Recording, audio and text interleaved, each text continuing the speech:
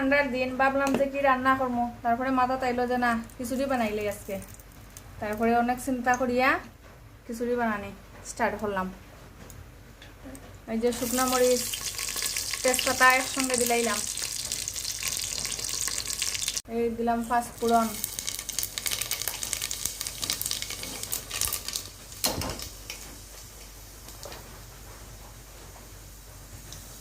হলুদ তেলের মধ্যে দিয়া দিছি হলুদটা,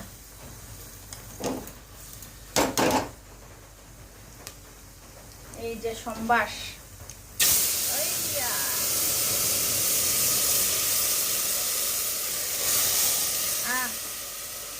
সম্বাসটা দিলাম, খুব দারুণ সম্বাস হইল।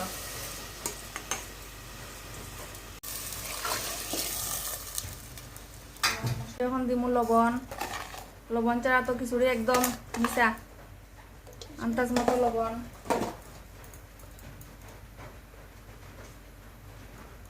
মরিচ,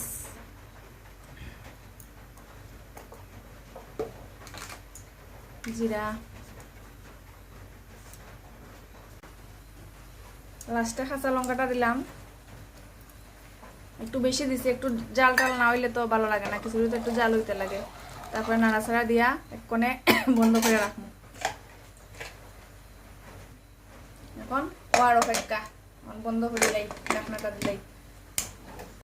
এই যে আমার খিচুড়িও হয়ে গেছে গে, আমার কুকারে এখন ডাক দিব, সিটি দিব, আমার খিচুড়িও বানানি শেষ।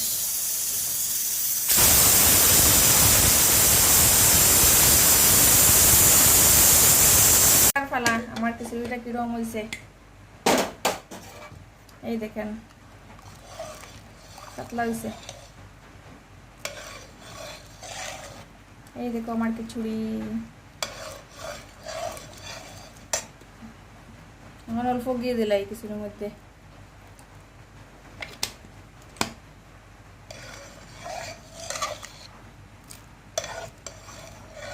একটু পাতলা করে ইচ্ছা করে বানাইছি, পাতলা ভাল লাগে, সবের প্রিয় পাতলা, তবে একটু থাকলে একটু হইব, আঁকবো একটু গন হইব।